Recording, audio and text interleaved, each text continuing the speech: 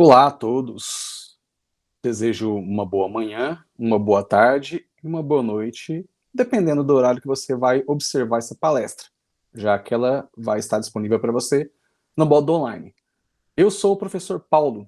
Eu sou biólogo, sou ornitólogo e também sou ecólogo e me considero ecólogo de cidades. Bom, a minha graduação foi na Universidade Federal do Mato Grosso do Sul e depois eu complementei minha formação acadêmica tendo realizado mestrado e doutorado na Universidade Federal de Uberlândia. Vale lembrar que meu mestrado e meu doutorado é em Ecologia e Conservação de Recursos Naturais. Desde quando eu terminei o doutorado, eu já ingressei na Universidade do Oeste Paulista, onde eu tenho atuado sobretudo na graduação em Ciências Biológicas e principalmente na pós-graduação em Meio Ambiente e Desenvolvimento Regional, onde eu lidero o grupo do NEAMB, né, que é o Núcleo de Estudos Ambientais, tá? Bom, mas sem mais delongas, vamos ao que interessa. Para que eu estou aqui hoje? Para falar com vocês sobre mudanças climáticas e impacto dos resíduos na biodiversidade, um desafio das cidades, tá? Eu resolvi trazer essa palestra para vocês, essas informações, porque eu creio que será muito relevante, tá? Já que está aí de acordo com os assuntos mais atuais do momento, em termos de ecologia, em termos de conservação dos recursos naturais, em termos de planejamento, tá? Enfim, uma infinidade de situações que, inclusive, vão de encontro àquilo que está preconizado nos ODS, ok? Então vamos lá, vamos começar definindo então o que é mudança climática, tá? O que são as mudanças climáticas? São alterações duradouras nos padrões climáticos da Terra, ou seja, do planeta Terra, relacionados, né, ao aumento da temperatura média da superfície devido às atividades humanas. Isso causa extremos climáticos frequentes, como chuvas, secas, frios, calores, tá? Afetando, obviamente, a vida como um todo na Terra, inclusive a vida de seres humanos. Bom, mas por que pensar em mudanças climáticas, tá? E como isso existe? Na verdade, o ideal aqui é falar como que isso existe, tá? Bom, as mudanças climáticas têm uma forte relação com os gases do efeito estufa. E o que são os gases do efeito estufa? São uma série de elementos químicos que fazem parte do nosso sistema terrestre, tá? E que forma, por exemplo, a atmosfera, tá? O que seria essa atmosfera? Essa atmosfera nada mais é do que ela funciona como uma manta protetora. Ela é necessária para que a vida persista na Terra, tá? Sem ela, por exemplo, a vida seria muito dificultada. Talvez algumas formas de vida conseguiriam sobreviver aqui no nosso planeta, tá? Mas a grande maioria não, ok? Tá? Essa manta aqui, digamos uma manta protetora, ela é formada por alguns gases, tá? E ela tem uma espessura que é adequada. Ela permite que os raios solares adentrem o planeta, tá? Inclusive evitam que boa parte desses raios solares sejam perdidos para o espaço em demasia, tá? E por que isso é interessante? Somente assim a gente tem uma temperatura adequada para a existência da vida na Terra, tá? Qual que é o grande problema, tá?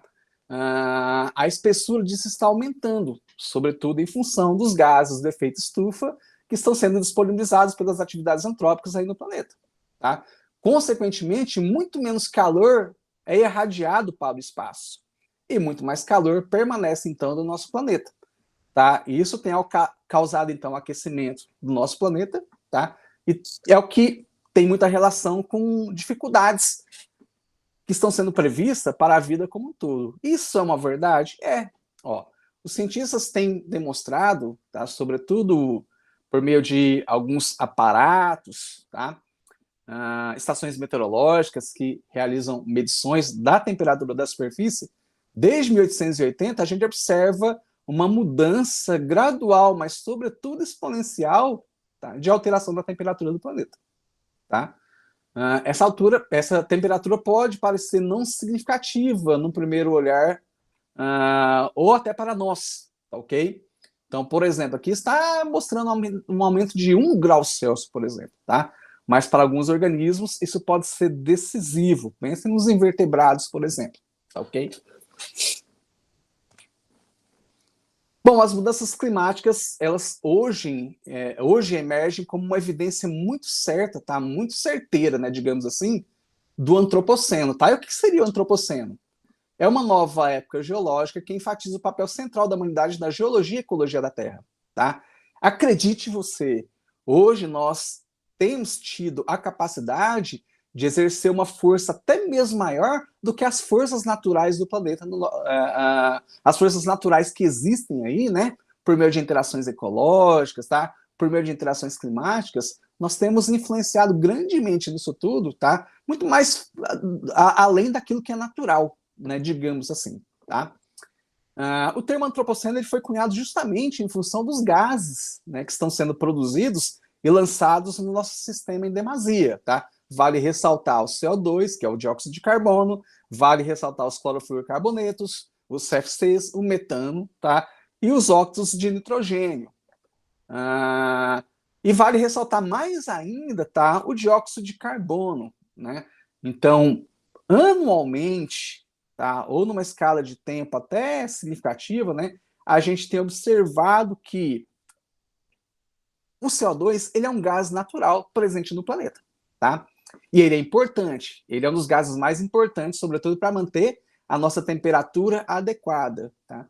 Mas, em função das atividades antrópicas, isso tem sido colocado em demasia no nosso ambiente, tá? E hoje, por exemplo, o dióxido de carbono é tido como um dos grandes vilões das mudanças no clima.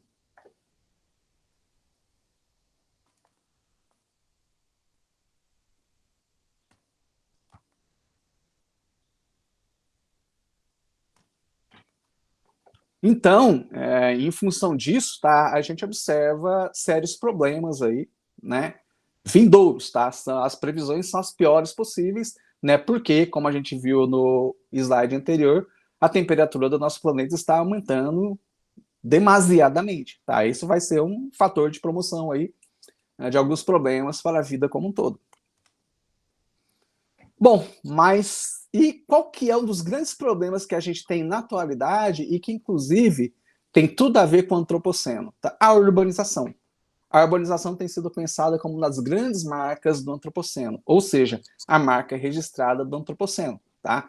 Então aqui a gente tem os momentos históricos da Terra, né, que marca o Pleistoceno, que marca o Holoceno, e aqui, ó, uma evidência muito forte do antropoceno são as cidades. Inclusive essas luzes aqui nessa fotografia que foi tirada pela NASA enfatiza muito bem os níveis de ocupação urbano do planeta, tá?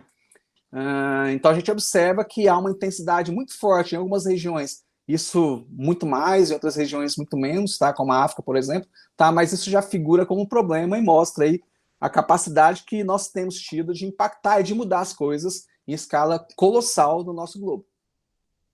E quais são as tendências de urbanização? Tá? São as mais fortes possíveis, né? Por quê? A população humana continua crescendo, tá ok? Inclusive, as previsões para 2050 é de cada 10 pessoas, tá? 7 estejam vivendo nas cidades, tá? No Brasil, por exemplo, hoje, tá? A gente já paira o problema aí de 8 pessoas vivendo na cidade, tá? Então, isso quer dizer que o quê? Cada vez mais os espaços urbanos serão requeridos, tá? Cada vez mais ampliação dos espaços urbanos, tá? Vai ser uma tendência global. E, obviamente, com a urbanização, a gente tem uma série de fatores oriundos das práticas humanas, tá, que são lesivas aí para o planeta, né? Por exemplo, o CO2, como a gente viu anteriormente, tá, um dos grandes vilões das mudanças climáticas, é produzido muitas vezes em demasia, por meio dos tráficos de veículos, por exemplo, né? Além disso, esse CO2 ele permanece, né, não só ele, como outros gases, tá, poluentes, né, atmosféricos, eles permanecem na cidade, então figuram aí como resíduos, tá? A gente tem outros tipos de resíduos, como os orgânicos, né, que são produzidos aí à base da nossa alimentação, por exemplo, tá? E aquilo que a gente utiliza de produtos manufaturados, por exemplo, figura aí como resíduos inorgânicos, né? Muitas vezes inorgânicos, como a garrafa PET, como os plásticos, por exemplo, tá? Então a gente tem uma série de fatores aí que são promotores além de mudanças climáticas, tá? Ou combinadamente, como potencializando as mudanças climáticas, como esses gases do efeito estufa, tá? Ou simplesmente sujando o ambiente. E isso, de alguma forma, vai ter efeito sobre a vida. Bom, só para a gente enfatizar um pouquinho mais, tá? Urbanização, mudanças climáticas e resíduos, tá? Como que a urbanização afetaria, então, o nosso planeta, tá? Em termos de mudanças climáticas e de produção de resíduos. Mudança no uso de terra, expansão das cidades muitas vezes envolve transformar espaços verdes, como florestas e campos, em áreas urbanas, ou mesmo agricultáveis, tá? Ou agrícolas. Isso diminui a quantidade de plantas, e as plantas, pessoal, elas funcionam fisiologicamente como sorvedores de CO2. Olha só, a gente tem um vilão de mudanças climáticas e a gente tem uma alternativa muito forte nas plantas, como que fisiologicamente absorvem, tá, esse CO2 da nossa atmosfera, por exemplo. Tá ok? Então funciona como verdadeiras fontes de sorvedores de CO2, tá? E funciona muito bem para combater, então, as mudanças climáticas, tá?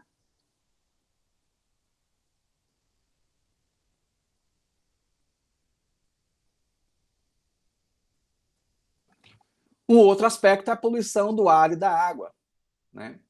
Então, o aumento de indústria, o tráfego urbano emite poluentes como os óxidos nitrosos, né? Além do CO2, tá? Ou outras partículas finas, tá? Que são as mais variadas possíveis, né? Afetando, então, a qualidade do ar e da saúde humana. Além disso, a urbanização geralmente causa poluição de águas, o escoamento de substâncias poluentes, tá? Então, enfim, dificultando ainda mais, né, a vida dos organismos, tá? Ou a própria vida humana aí nas cidades, tá? Como está ilustrada nessa foto aqui, né? E além disso, como eu já falei anteriormente, tem o problema dos resíduos. O rápido crescimento humano pode resultar em grandes volumes de resíduos sólidos. Obviamente, a gestão inadequada desses resíduos pode gerar emissões de metano, um potente gás do efeito estufa, tá? A partir de aterros sanitários, por exemplo, tá? Então a gente tem intensificado o problema das mudanças climáticas a partir dos resíduos que são produzidos nas cidades, né? E obviamente a gente tem, então, em função disso, um processo de retroalimentação negativa. Tá? As mudanças climáticas intensificam cada vez mais a formação de ilhas de calor no âmbito urbano, tá? Os extremos ambientais envolvem, sobretudo, chuvas em demasias, tá? Ou secas em demasia, né? No caso de chuva em demasia, enchentes substanciais, sobretudo em megacidades, tá?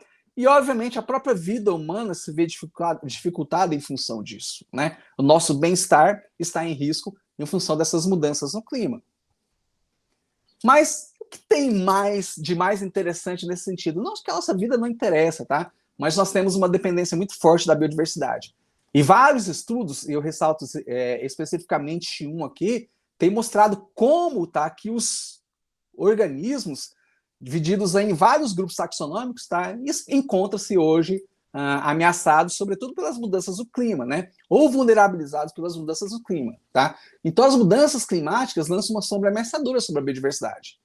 E em função disso é preciso uma série de ações que são decisivas, tá, para preservar a riqueza da vida do planeta, né, ou da biodiversidade, sobretudo em uma perspectiva urbana, já que a gente viu que a urbanização é a marca registrada do antropoceno. E ela gera problemas de mudanças climáticas, tá? Tem um processo de retroalimentação, e isso afeta, obviamente, como toda a biodiversidade, né?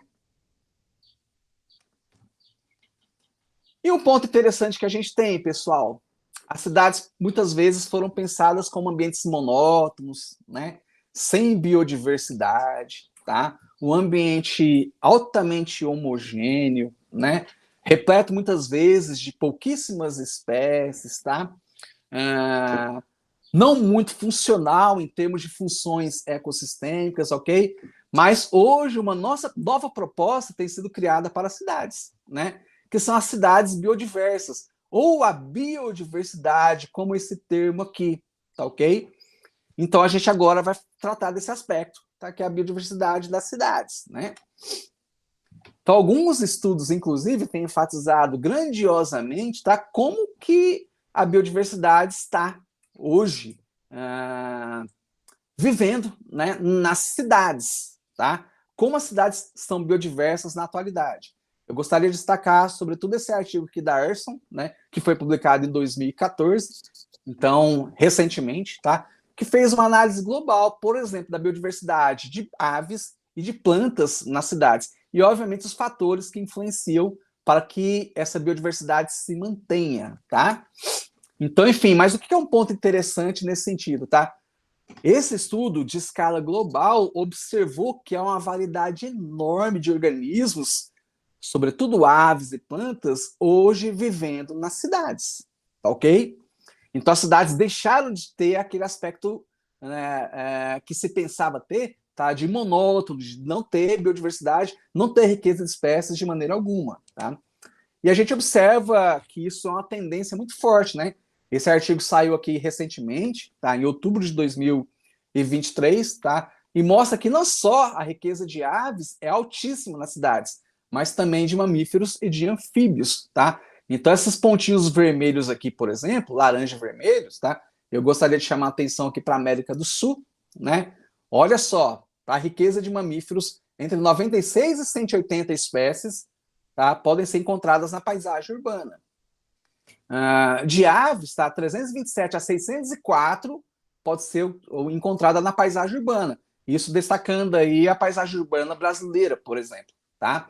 Com padrões muito parecidos para a África, tá? Para a região tropical em si, né? Ou região neotropical ou paleotropical, tá? E a mesma coisa para os anfíbios, né? Olha o Brasil, por exemplo, a região que contempla aqui o sudeste brasileiro, tá? Entre 40 a 133 espécies poderiam ser encontradas aí no âmbito urbano, tá? Então, obviamente, a gente tem uma riqueza muito elevada de espécies em vários grupos taxonômicos hoje vivendo no âmbito urbano. Inclusive, pessoal, eu gostaria de ressaltar aqui, tá? Que o futuro das cidades habitáveis, isso tem sido entendido, tá? Que o futuro das cidades habitáveis depende basicamente da natureza, ou seja, depende da biodiversidade, né? Então, hoje as cidades, elas precisam ser amigas da natureza. Hoje as cidades, elas precisam ser biodiversas, tá? Hoje as cidades, elas precisam ser biofílicas, né? Ter uma afinidade com a natureza, tá? Por quê, pessoal? Olha só, a gente pode fazer um contraste entre um ambiente urbano sem natureza e um ambiente urbano com a natureza, tá? No ambiente urbano sem a natureza, por exemplo, há um decréscimo da saúde das pessoas, tá? Diversos estudos têm mostrado isso, né? Inclusive do bem-estar. E, obviamente, a gente estaria mais sujeito a estresse climáticos substanciais, tá? Ou extremos climáticos substanciais, melhor dizendo, né? As espécies, obviamente, estariam amplamente ameaçadas nesse ambiente, se é que elas ocorreriam nesse ambiente, né? Além disso, tá, seres humanos têm uma tendência, infelizmente, a enfrentar uma falta de experiência com a biodiversidade ou com a natural, tá? Então, cada vez mais, muitas pessoas estão aí envolvidas com seus trabalhos, não estão desfrutando, e os seus trabalhos contemplam uma paisagem, como um quarto, como uma sala, como um escritório, seja lá o que for, tá? Onde há um distanciamento muito forte do ambiente natural. Tá? Então, consequentemente, isso extingue a experiência que deveríamos ter, tá? E que é um tipo de comportamento, tá? Que vem lá, está enraizado, está embutido em seres humanos desde o passado. Afinal, o homem primitivo, tá, lidava muito bem com o aspecto natural, né? E, obviamente, atrelado a isso, tem uma perda aí de conhecimento tradicional e até cultural, né? De se associar ao ambiente natural, tá? Contrariamente a isso, tá? A gente tem uma paisagem urbana onde está abarcada a natureza, tá? Então a gente tem uma miríade de situações ambientais aí que são promotoras de saúde. As árvores, por exemplo, produzem substâncias voláteis, tá? Que fazem bem para a nossa vida, né? Que promovem um bem-estar. Então a gente tem muitos benefícios, né?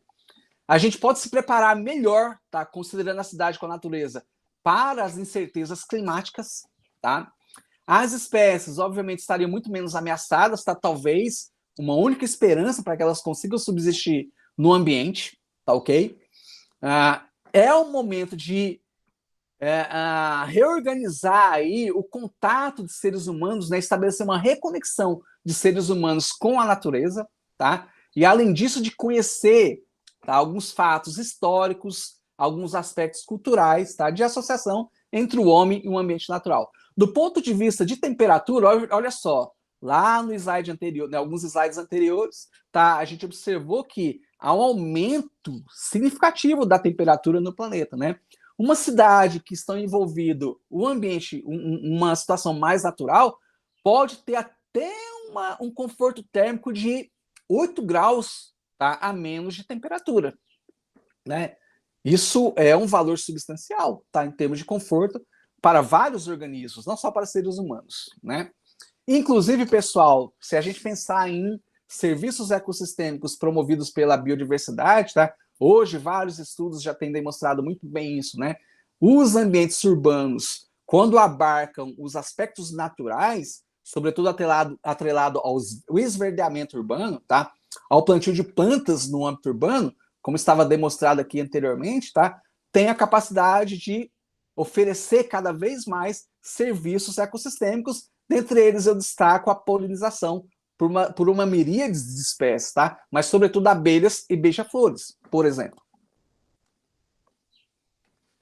Mas vamos provar, tá? Que se de fato a natureza ela promove o bem-estar humano, tá? Então, aqui, ó, biodiversidade urbana para humanos urbanos, tá? Então, a gente viu que há uma tendência muito forte de urbanização, a gente viu que seres humanos estarão cada vez mais vivendo no ambiente urbano, tá? E a gente viu que considerar a natureza frente às incertezas climáticas, tá? E de produção de resíduos pode ser muito relevante até para nós mesmos, tá? Então a gente vai estar encontrando uma forma de salvaguardar a biodiversidade, tá? E causando o nosso próprio bem, né? Isso de fato procede. Olha só, pessoal, isso aqui foi um estudo que foi desenvolvido, que verificou o comportamento de pessoas quando expostas a um ambiente construído, inteiramente construído, mas quando exposta, tá, a fotografias que remetia ao ambiente natural, como diferentes árvores de diferentes aspectos estruturais, tá? Então, olha só, alguns resultados que foram significativos aqui, ó. Feliz, foram muito mais felizes quando observaram plantas, e muito menos felizes, tá, quando observaram a área puramente construída. Amigável, o mesmo padrão. Atento, o mesmo padrão. Olha só, irritado, muito mais irritado quando olhar apenas para figuras que não contemplavam a natureza, tá? Ou seja, um ambiente todo construído. Foram muito muito menos irritados, tá? Quando sujeitos aí à exposição de fotografias remetendo à natureza, tá? Mais triste quando olhou para esse ambiente aqui, somente construído. Mais temível, temeroso, com mais medo, mediante isso, tá? Então aqui a gente observa nitidamente como que a natureza ela causa benefícios até mesmo para a sociedade humana, né? Ou para a espécie humana, tá? Frente a tudo isso, pessoal, hoje tem sido pensado nas cidades como verdadeiros santuários de biodiversidade, tá? Então, recentemente, um artigo foi produzido nesse sentido. Ele é um artigo que ele é conceitual, tá? E que também aborda algumas questões. Vamos lá, olha só. As cidades, elas deixaram de ser visualizadas como ambientes empobrecidos, como ambientes homogeneizados, como ambientes simplificados em termos de biodiversidade, e que, inclusive, pode oferecer uma série de serviços ecossistêmicos inerentes à vida humana, tá? Como que a gente vai fazer, então, para promover cada vez mais cidades, tá, que envolvam a biodiversidade, né? Para que essas cidades sejam, de fato, verdadeiros santuários e possam salvaguardar a biodiversidade. Veja só, pessoal, a gente está colocando uma responsabilidade enorme sobre seres humanos, tá? Ora, nós vimos que nós estamos afetando as condições climáticas do nosso planeta. Nós vimos que nós estamos afetando a condição de vida para uma série de organismos no nosso planeta, tá? Muitas vezes a gente até reserva alguns espaços para salvaguardar a biodiversidade, mas como há tendências muito fortes de urbanização, a gente precisa dividir o espaço agora. Então a gente precisa criar verdadeiros santuários que protejam de fato a biodiversidade. Bom, uma consideração, tá? É preciso, então, construir cidades para a natureza.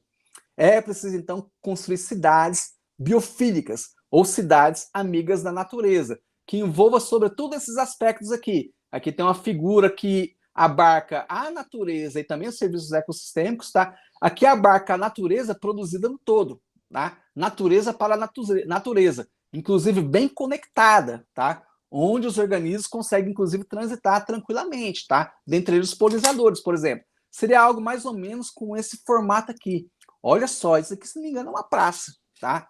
Bem arborizada, com muito verde, que é muito favorável para a biodiversidade, tá?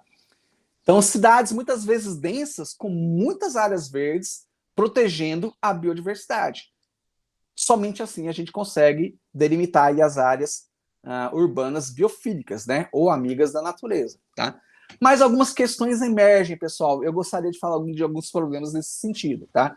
Porque todo o nosso pensamento a respeito de gestão, de planejamento, ele perpassa tudo isso daqui. E a gente tem que levantar as problemáticas nesse sentido. Então, em meio ao avanço urbano e mudanças no clima, tá uma pergunta crucial. A biodiversidade pode resistir aos impactos do crescimento das cidades? Particularmente enfrentando os desafios climáticos e acúmulo de resíduos? Bom, um estudo que foi produzido também recentemente, tá, demonstrou, foi até irônico, né? Cidadãos urbanos, tá? Uma meta-análise sobre a saúde da vida selvagem e a urbanização, tá? Então aqui tem uma ave do gênero Eudocimus, né? Se alimentando aqui num corpo d'água poluído, inclusive com lixo, tá? O que esse estudo se propôs, tá? Ele, na verdade, é uma análise de outros estudos, né?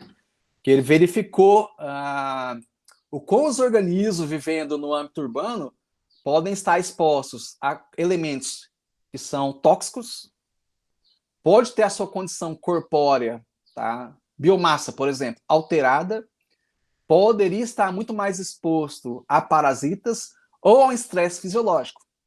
E eles estudaram desde a herpetofauna, répteis e anfíbios, por exemplo, as aves, os peixes, os invertebrados e os mamíferos. Tá?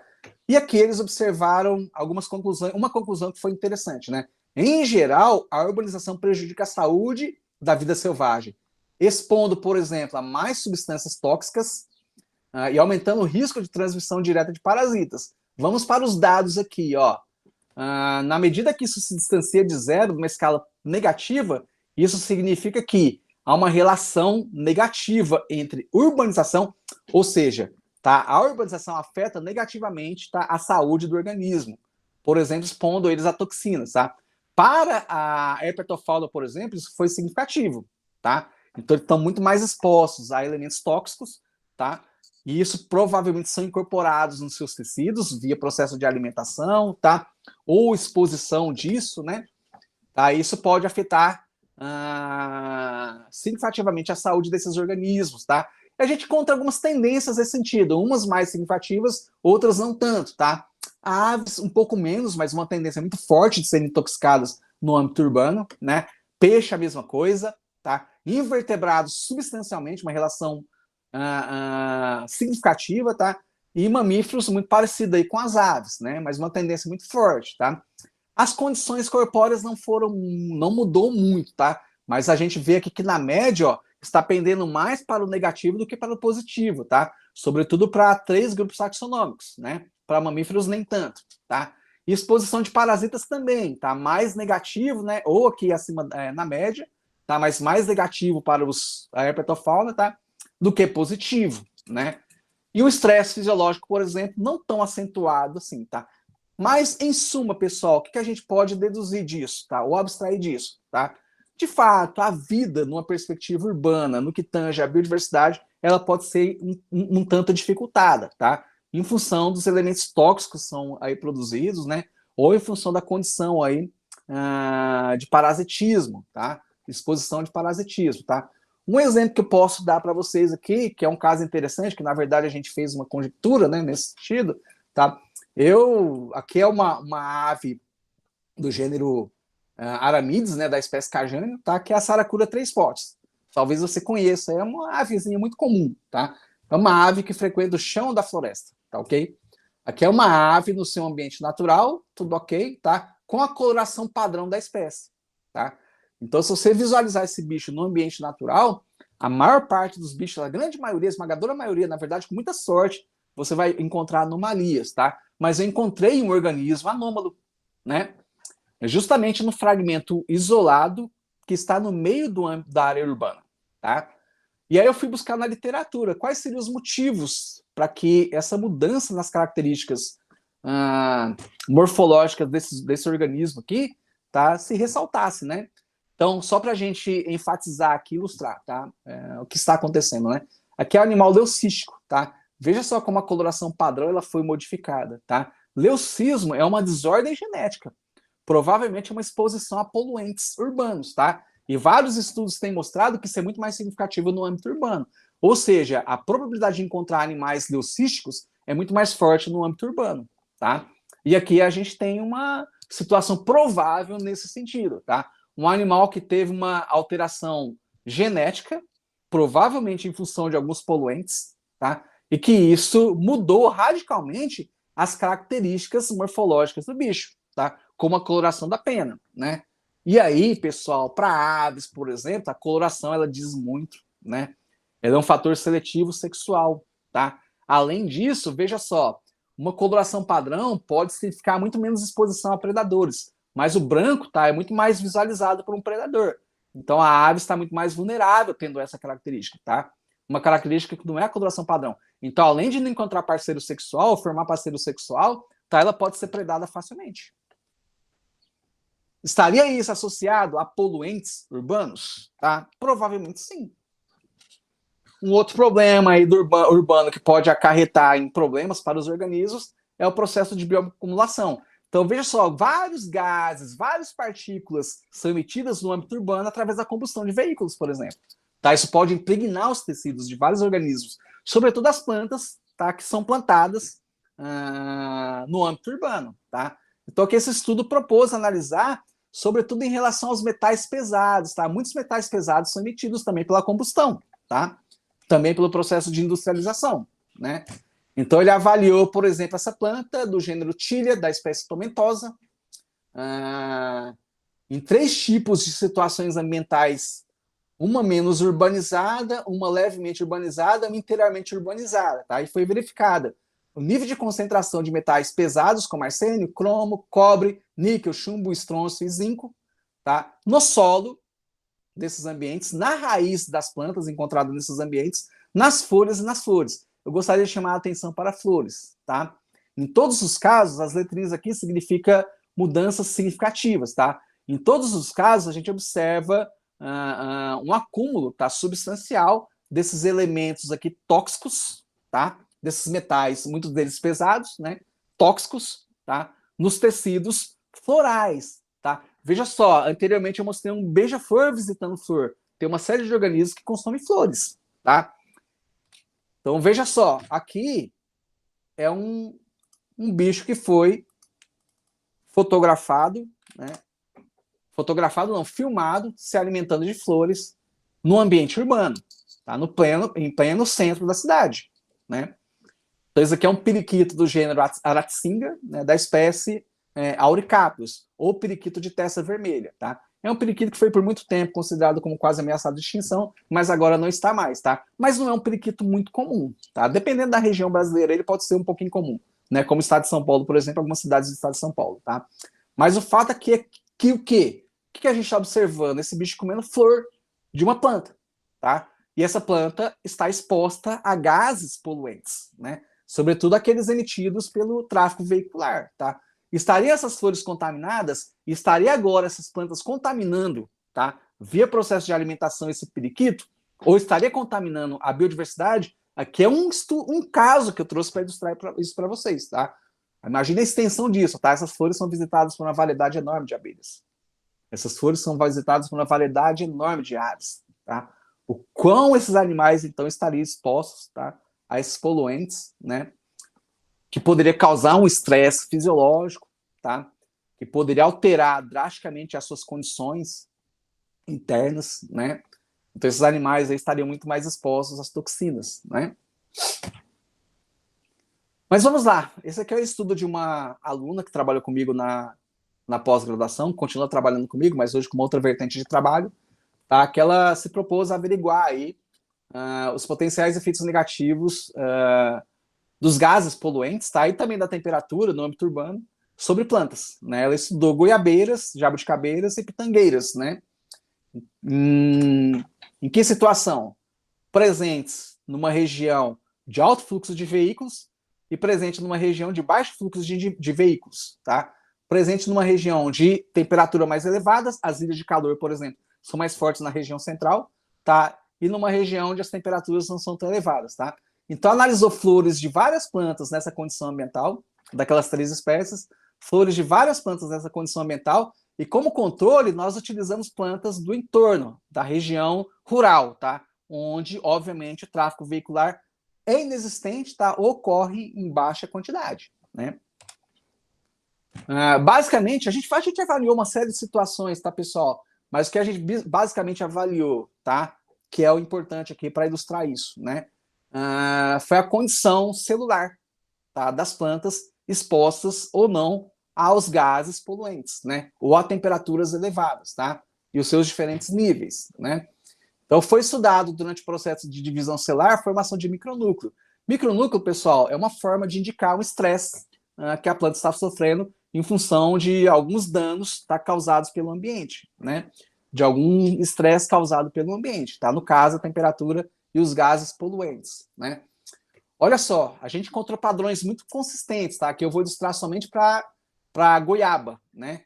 Mas a gente encontrou os mesmos padrões, tá? De resultados para jabuticabeiras e pitangueiras, tá? Valendo lembrar que aqui as diferentes letras indicam relações significativas, tá? Ou diferenças significativas. Vamos lá, ó. Formação de micronúcleo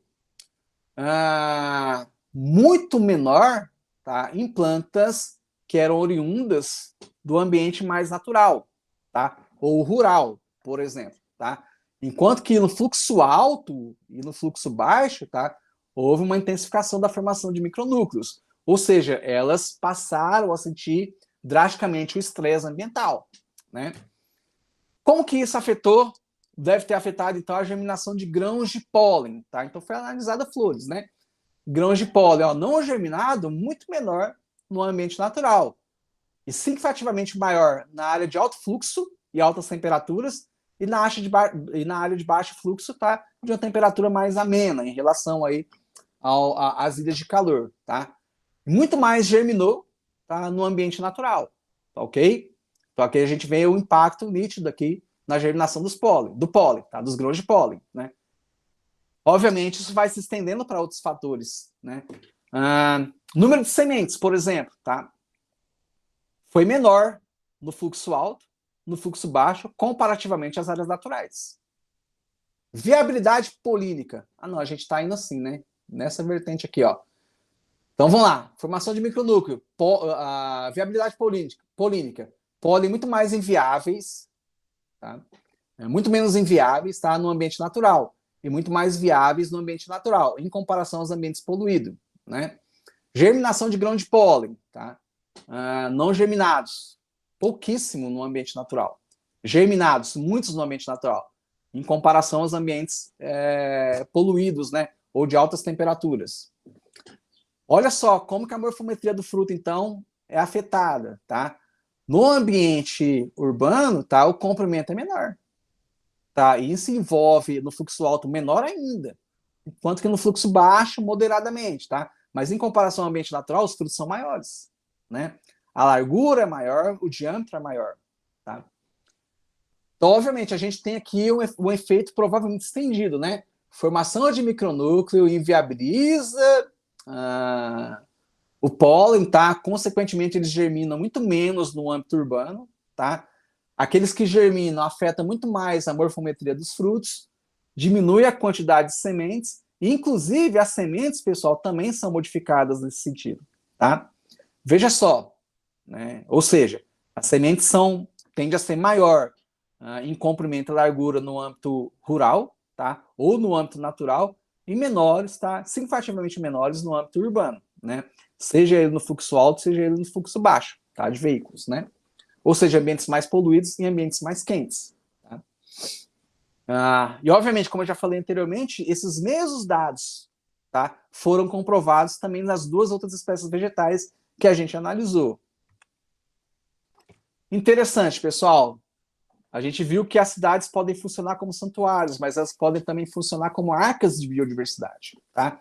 E que sentido, tá? Sobretudo numa perspectiva de mudanças climáticas, a gente construir o ambiente urbano pensando em manter o ambiente natural, tá? Pensando em manter a biodiversidade, tá? Não manter o ambiente natural, mas em manter a biodiversidade inserida no âmbito urbano, tá? A gente está preparando as espécies para que elas suportem, sejam selecionadas, tá? No sentido de suportar aí as mudanças climáticas vindouras, seus impactos vindouros, tá?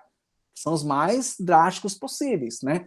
Então seria mais ou menos como, em que sentido, tá? Assim como a Arca de Noé funciona como um repositório de biodiversidade, tá? Para os ambientes ali que tiveram as espécies extintas, as cidades poderiam funcionar como um repositório de biodiversidade, tendo espécies mais preparadas para as mudanças climáticas, tá?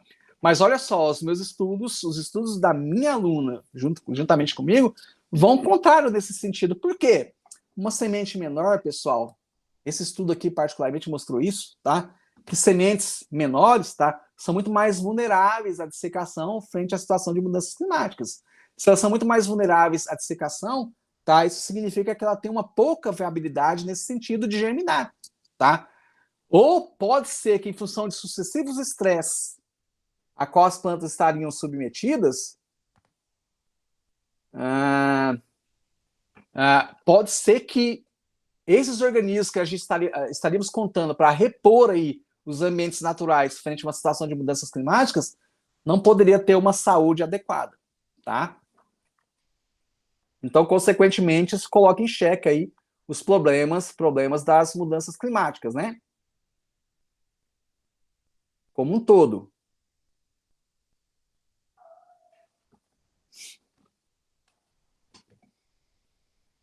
Bom, além disso, tá? Como que a urbanização pode afetar, tá? Uma série de outras espécies, né? Sobretudo no âmbito da fenologia. Pessoal, quando a gente fala de fenologia, a gente fala de floração e frutificação, tá? Olha só, algumas mudanças estimadas em função de mudanças climáticas, tá? Aqui é a situação de normal, né? Prevista para 3 espécies no que tange a fenologia da floração, tá? Condição normal. Olha só a condição de mudança climática no âmbito urbano, tá ok? Os picos não são mais coincidentes, tá? E o tempo, tá, de fenologia não é mais o mesmo, né? Então, por exemplo, essa espécie aqui teve seu tempo fenológico alargado, enquanto que essa espécie aqui teve seu pico fenológico modificado e o tempo também. O mesmo aconteceu com essa outra espécie, tá? Como que as espécies consumidoras, tá, ou exploradoras dos frutos vão responder a tudo isso, tá? Como que serviços de polinização, por exemplo, que é um sistema de segurança alimentar, serão mantidos frente a essas mudanças nas características fenológicas das plantas? Um outro estudo que foi feito, isso foi feito por mim, tá? Que abarca o problema dos resíduos no âmbito urbano, foi feito dos resíduos na mortalidade de espécies de aves, tá? Sobretudo via colisão com automóveis, né? Então, eu considerei algumas variáveis como sendo importantes para explicar aí o nível de mortalidade de aves no âmbito urbano, tá? Então, na verdade, o que eu fiz? Tá? Quando encontrei carcaças, eu fazia uma perícia ambiental, verificava se havia um corredor de biodiversidade ali que estava sendo favorável à mobilidade desses organismos, tá? A existência de ninho, a existência de plantas produzindo algum tipo de recurso, tá? Fruto ou flores, água, tá? Ou sendo um poste de pouso, ou matéria orgânica nesse formato aqui, tá? Um lixo, né? Ou suplemento alimentar. Então, muitas pessoas vão e colocam ali milho, por exemplo, para pomba, tá? Então, eu encontrei carcaças de 41 espécies, estimei aí que em 2 anos, mais ou menos 4.260 aves tenham morrido, tá? E olha só, o fator preponderante, tá? Uma ligação muito forte através de uma análise de componentes principais, utilizando 2 índices, tá? Demonstrou que resíduos, tá? Com essa conformação aqui, é um fator de risco, tá? E significativo e preponderante para a mortalidade de aves, né? Bom, dito tudo isso, tá? Como que a gente espera que a biodiversidade, então, vai responder às mudanças climáticas e a urbanização? A gente tem 3 aspectos.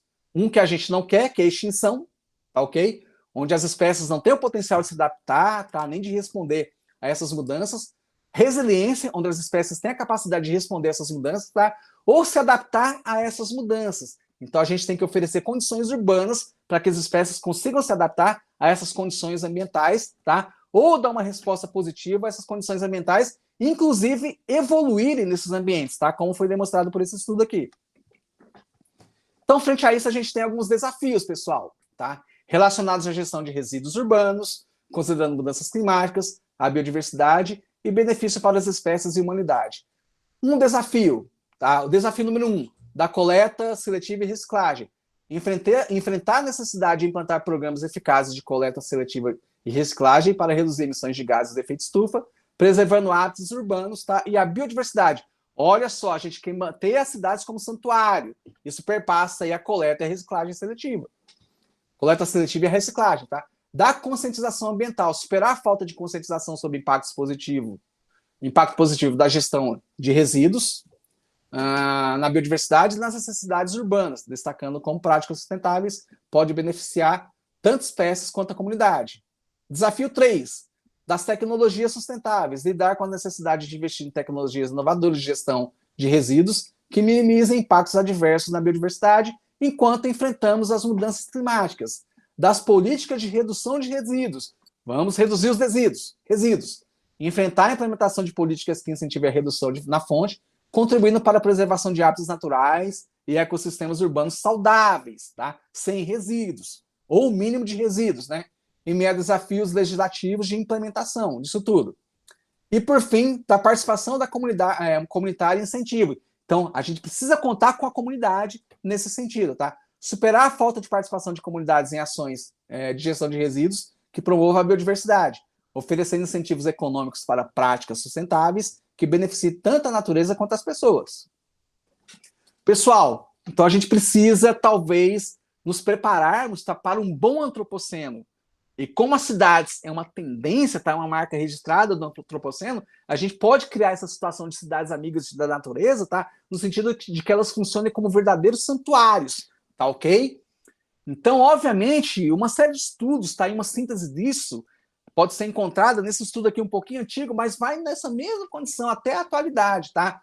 O verde urbano, pessoal, é primordial nesse sentido. Esverdear o ambiente urbano é primordial nesse sentido. O principal elemento da natureza com o qual a gente pode contar no âmbito urbano perpassa aí o verde urbano, ou seja, o plantio de vários tipos, de várias espécies vegetais, tá? De várias conformações estruturais, de várias estratégias de crescimento, desde herbáceo até arbóreo, mas sobretudo arbóreo. Tudo isso é muito vantajoso para minimizar, tá, aqueles impactos negativos dos quais eu relatei ali para a biodiversidade, tá? Embora a gente tenha impactos negativos esperados para a biodiversidade, tá, a maioria dos estudos tem demonstrado que, no âmbito da urbanização, o verde urbano atenua e mitiga, em muitos casos, esses impactos, tá? Então, um recado aqui, ó, não é para ter vergonha, os maiores destruidores da natureza são os humanos.